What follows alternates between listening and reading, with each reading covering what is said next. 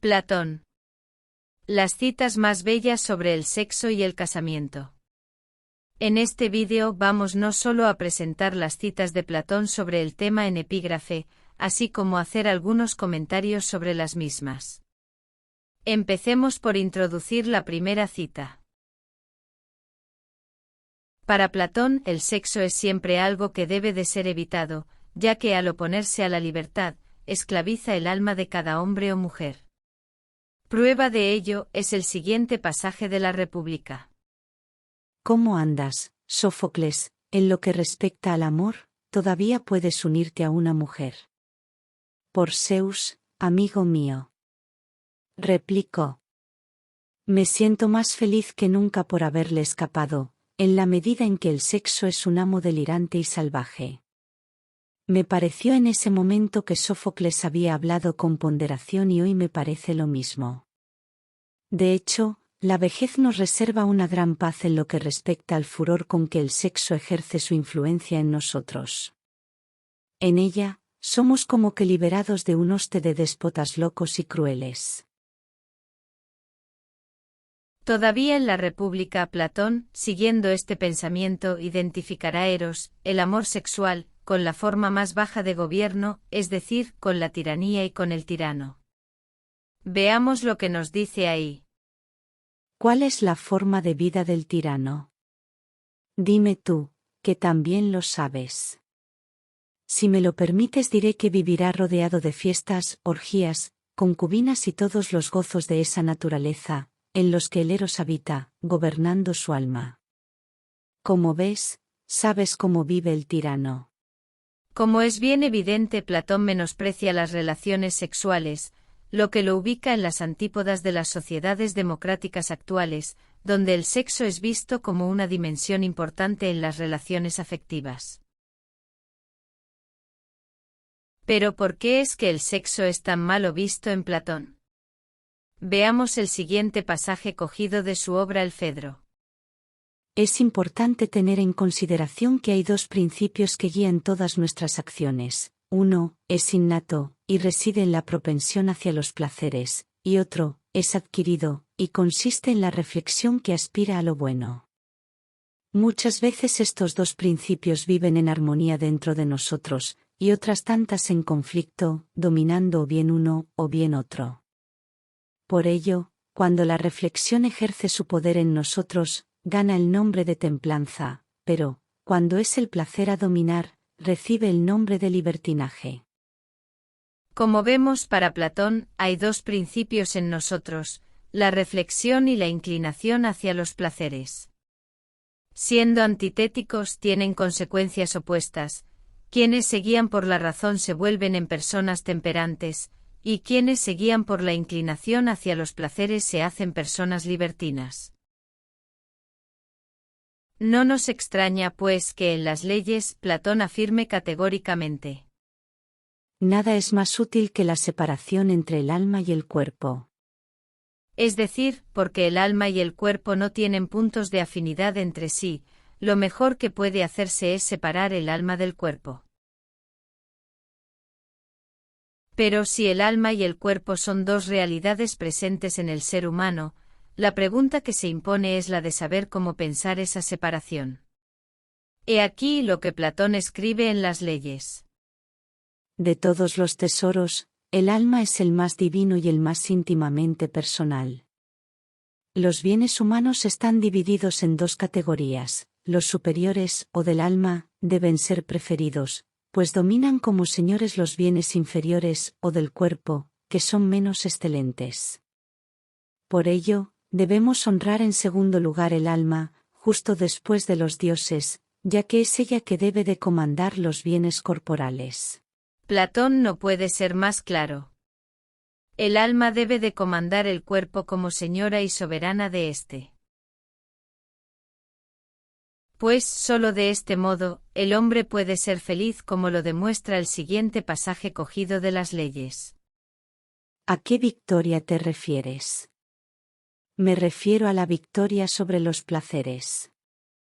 Si la alcanzamos, seremos felices, pero, si no lo hacemos, viviremos en la mayor infelicidad. Dejemos el sexo y veamos ahora cómo concibe Platón el casamiento. En primer lugar, es necesario afirmar que en la República Platónica no hay casamientos, sino más bien uniones, ya que se postula en esta obra la comunidad de mujeres e hijos. Leamos lo que Platón nos dice. Glaucón, hemos concordado, pues, que en la ciudad virtuosa habrá comunidades de mujeres, de hijos y de educación, así como comunidad de actividades en la guerra y en la paz, y que los jefes serán los que más se destaquen en la filosofía y en la guerra. Hemos concordado, dijo él.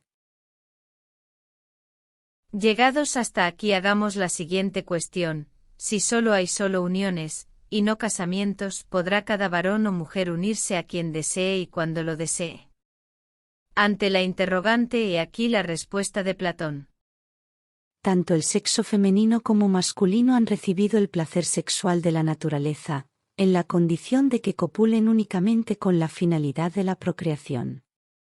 Es, por ello, que la cópula entre hombres o entre mujeres es absolutamente en contra de la naturaleza y se debe a la falta de moderación en los placeres. Como vemos, el sexo en Platón solo sirve para procrear. La ciudad perfecta en Platón es una ciudad racional, en la cual se excluyen todos los afectos, mayormente los sexuales. Sin embargo, Platón va todavía más lejos, refiriendo la edad en que la procreación debe de ocurrir.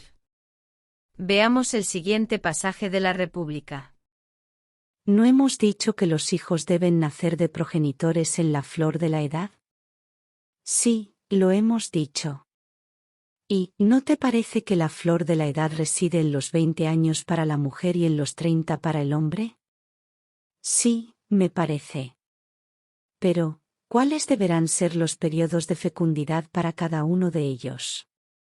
Pregunto. La mujer debe de generar hijos entre los 20 y los 40 años, y el hombre, desde los 30 hasta los 55. De hecho, son en esos periodos que reside el máximo de la capacidad física e intelectual de cada uno de ellos. Ante esta concepción de procreación, una cuestión se impone: ¿y cómo se eligen los progenitores? La contestación de Platón es la siguiente.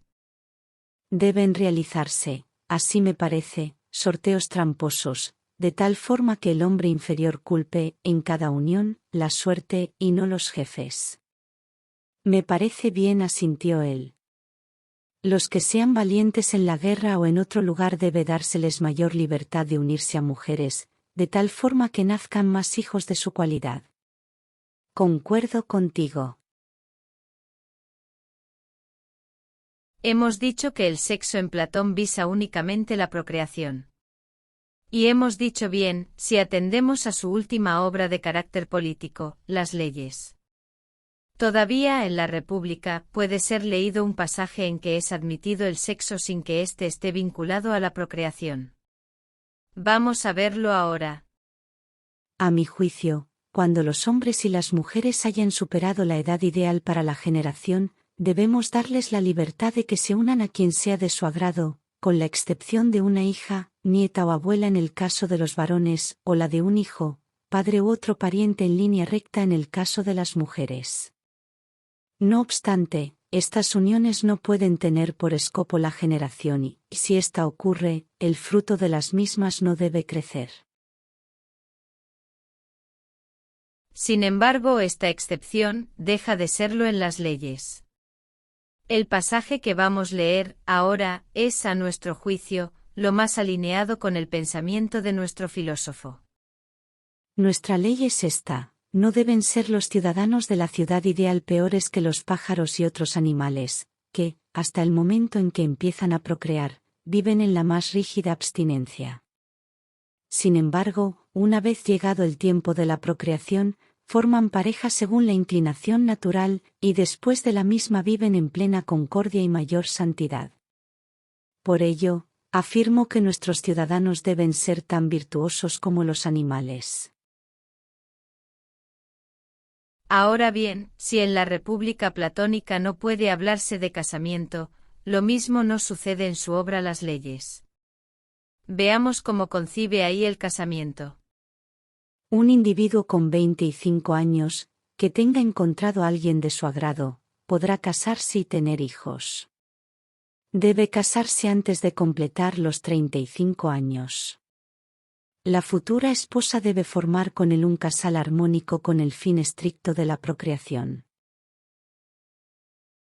El pasaje no deja lugar a dudas, cada hombre o mujer se casa con la finalidad de tener hijos y no por un sentimiento de afinidad emocional e intelectual. Pero Platón no se queda solo en esto, va más lejos, al punto de decir que la unión entre esposo y esposa no visa sus necesidades, sino las de la ciudad, y que es de acuerdo con las necesidades de la ciudad que los esposos deben ser elegidos. Veamos las propias palabras de Platón. En cada casamiento, cada uno deberá elegir lo que es mejor para la ciudad y nunca seguir su inclinación personal. De este modo, debe de ser prohibido que un rico se asocie a otro rico, o que un ciudadano influyente se una a otro influyente. Debemos favorecer, por el contrario, que los más ágiles se unan en casamiento a los más lentos y que los más lentos a los más ágiles.